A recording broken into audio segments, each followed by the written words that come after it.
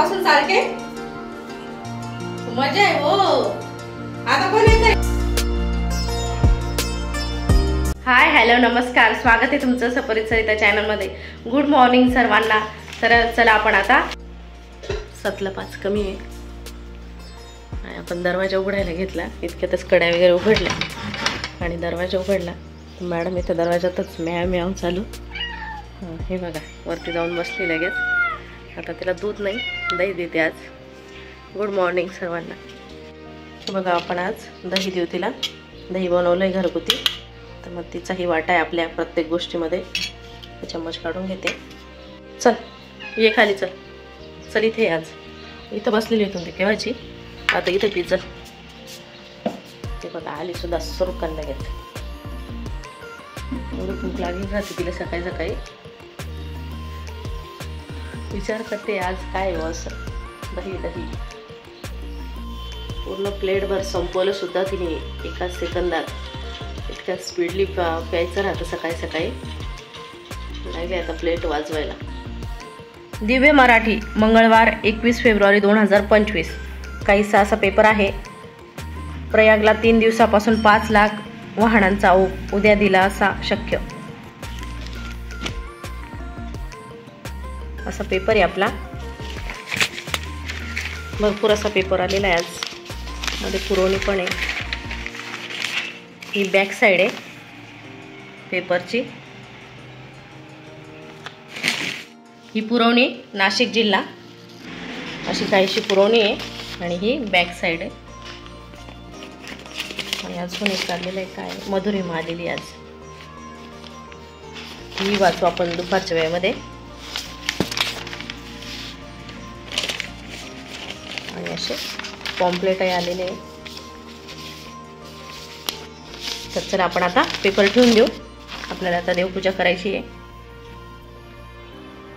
तर सकाळी सकाळी आपली देवपूजा झालेली आहे। हे बघा आपल्याच झाडाचे छान छान फुलं आणून आपण आता देवाला छान सजवलं आहे। पूजा आरती सर्व झालेलं आहे। आता देवाकडे ईश्वराकडे प्रार्थना करू आपण की आजचा दिवस सर्वांना खूप छान आनंदाचा आरोग्याचा जाओ।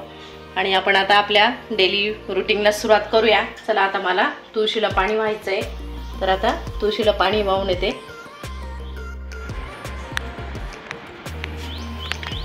तुळशीची पूजा करून घेऊ आपण आता। देवपूजा झाल्यावर लगेच तुळशीची पूजा करून घ्यायची, रोजची सवय लागलेली आहे। हे तुळशी मैया सर्वांना सुखी ठेव।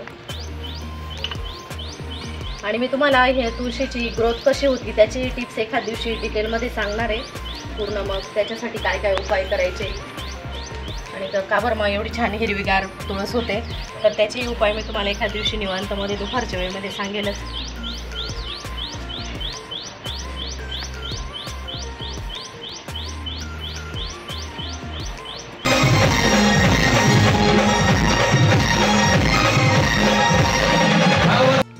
ज्या सीझन मध्ये जे मिळेल ते खायचं म्हणजे मग आपल्या शरीराला पौष्टिक होतं आणि वेगवेगळं आपल्या जिभेला चव चाखायला मिळते। तर सध्या कोथिंबीर भरपूर प्रमाणात मिळते, तर आपण आता त्यापासून बनवणार आहे दशम्या।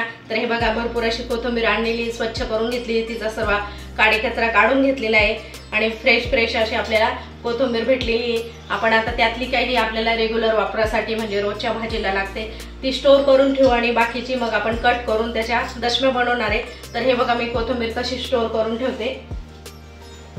तर असा एक प्लास्टिकचा डब्बाच केलेला आहे मी कोथिंबीरसाठी आणि त्यामध्ये असा टिश्यू पेपर टाकते, म्हणजे मग आपली कोथिंबीरमध्ये जे ओलसरपणा असतो ना तो त्या टिश्यू पेपरमध्ये ऑब्झर्व होतो आणि मग आपली कोथिंबीर चांगली एकदम कोरडी राहते, लवकर खराब होत नाही। कारण कोथिंबीरचे पान असे पातळ पातळ राहतात, ते पटकन असे मुरझून जातात आणि मग कोथिंबीर आपली काळी पडते। तर हे बघा असा टिश्यू पेपर टाकलाय आणि त्यावर आपण आता कोथिंबीर अशी अलगद ठेवू। आठवडाभर पुरेल एवढी आपण आता डब्यामध्ये स्टोर करून ठेवू आणि बाकीचे आपल्याला दशम्या बनवायचे आहे।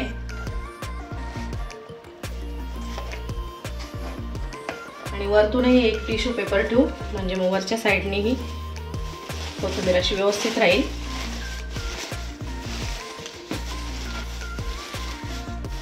आणि हा डबा पॅक करून फ्रीज मध्ये ठेवून द्यायचा आणि बाकीची कोथिंबीर आहे ती आपण आता वेळीने किंवा चाकूने कट करून घेऊ आणि दशम्या बनवायचे आपल्याला। मस्त मस्त थालीपीठ बनवायचं काम चालू आहे। हे बघा असं प्लॅस्टिकवर असं थापून बनवते. अजून एवढं गोळा बाकी. कोथिंबीरचे थालीपीठं आणि घरगुती दही आहे मस्त आहे बघा. आता त्याच्यात साखर मिक्स केली आहे, दह्यासोबत खायचं आहे. आणि टोमॅटो सॉस पण जर मुलांना वाटलं तर टोमॅटो सॉस सोबत खातील. हे बघा थोडी छोटे साईजमध्ये बनवते कारण अगोदर आता मुलं खात आहे. हे बघा असे छान छान तयार होत आहे. मस्त कोथिंबीरचे थालीपीठ तोंडाला अगदीच चव येते मस्त. ते खरपूस भाजून घ्यायचे. तुम्हाला जास्त भाजायला आवडत असेल जास्त, नाही तर कमी, जसं वाटेल तसं. असं प्लॅस्टिकवरच बनवते मी, नाही तर मग सुती कपड्यावर बनवले छान बनतात. हे बघा असं प्लॅस्टिकवर थापून घ्यायचं आणि शालगत असं काढून घ्यायचं हातावर. मग तव्यावर तेल टाकायचं राहिलंय आणि तेल टाकायचं आणि त्यावर हे थालीपीठ टाकून द्यायचं. आणि मग नंतर आजूबाजूने भरपूर असं तेल सोडायचं म्हणजे मग मस्त तयार होता. आणि दोन्ही साईडनी छान मस्त खरपूस भाजून घ्यायचे. हे बघा मस्त थालीपीठ, घरगुती दही. आणि आता आज छान छान बेत बनवला आहे. तर या सर्व कोथिंबीरचे थालीपीठ खायला. गरम गरम आपले थालीपीठ बनवायचं काम चालू होतं पण गेटचा आवाज आलेला आहे. प्रतीक दादा बोलला की पप्पा आले. जय मल्हार. हे बघा आज 12 गाड्या ओढण्याचा कार्यक्रम आहे. तर तिकडे हे बघा मस्त भंडाऱ्याने भरून आलेले आहे. इथं आपल्या गावामध्ये राज मंदिर आहे खंडोबा महाराजांचं. तर तिथे जाऊन आलेले ते संध्याकाळी 12 गाड्या ओढण्याचा जाणार आहे. फक्त प्रतीकला घ्यायला आलो. असं आहे का? मला याची इच्छा नव्हती. हा हा हा काय स्मेल येतोय. मग कोथिंबीरचे थालीपीठ ती पण ट्राय करते वाटतं. बघू. हां मॅडम बनवून बघताय. मी पुढे गेली फोन घेऊन. तर एवढं आणि परत जायचं तुम्हाला? काय भरलं नाही जास्त. हे बघा एवढं थांब, तुला आमची शूट घ्यायची का पुढे? भंडाऱ्याची. आमचा भंडारा पिवळा पिवळा आहे ना. हे बघा सकाळी 10:30 वाजेला गेले होते. 10:30 नाही, तो रथ कधी गेला होता? मी 9ला गेलो होतो पण 10:15 हा तो रथ इथून गेला. रथच म्हणता ना? मग 12 गाड्यांचा मानाचा रथ आहे पहिला. मानाचा रथ फुलपॉम कोतवालचा पहिला रथ होता. पहिला रथ होता. इथून गेलो आपण, दर्शन वगैरे घेतला आणि त्याच्यानंतर मग हे गेलेले सकाळी आणि मग परत घरी आले आणि मग ह्या छोट्या पिल्ल्याला घेऊन गेले. आणि आता बघ कसं भंडाऱ्याने भरून आलेले. आता वाजले किती? 2:45 वाजले. आता जेवायचं परत जायचं काय? आता 12 गाड्या ओढायच्या पायच्या राहिल्या आणि कुस्त्या की ते आता संध्याकाळी असेल ना? कबड्डी हो संध्याकाळी असेल ना ते. आता 12 गाड्यांचं पूजन होईल आणि गोंधळ होईल थोडासा. आणि मग 5-5:30ला 12 गाड्या ओढायचा कार्यक्रम होईल. मागच्या वर्षीच्या युट्यूब व्हिडिओ टाकलेला आहे, यावर्षी परत टाकू आपण. बरं. आता भूक लागेल प्रचंड. तिथे महाप्रसाद होता पण आम्ही घरी यायचं नाही. जेवण करून घ्या आता पहिले. तुमची खूप वाट बघितली पण आता तुम्ही आले नाही, त्याला काय करा. थँक्यू म्हणा मला. थँक्यू म्हणा ना.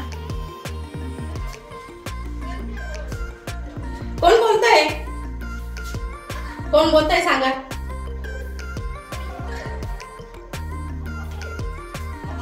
हा हा नाही म्हणा. प्रीती म्हणा. हा काय केक कट करून राहील म्हणे दुपारपासून सारखे. मजा आहे हो. आता कोण येत आहे? लाडकी लेक किती वाटतं ना. बरं बरं बरं मजा आहे बाबांची. जास्त केक नका खाऊ बर का. हा हा हा चालेल चालेल चालेल. गोळे घ्या आठवणीने. हा हा ते आठवणीने एकदमच वेळ द्यायचा. नंतर मग 2-3 पाहुणे आले ना परत. हा ती जोडी आली होती सीताराम मामाचे मुलगा आणि सून. आणि आपले हे मोठे दादा आले होते. ती पण जोडी आली. हा ती पण जोडी आली होती. माहिती नाही ना तुम्ही गेले तिकडे असं.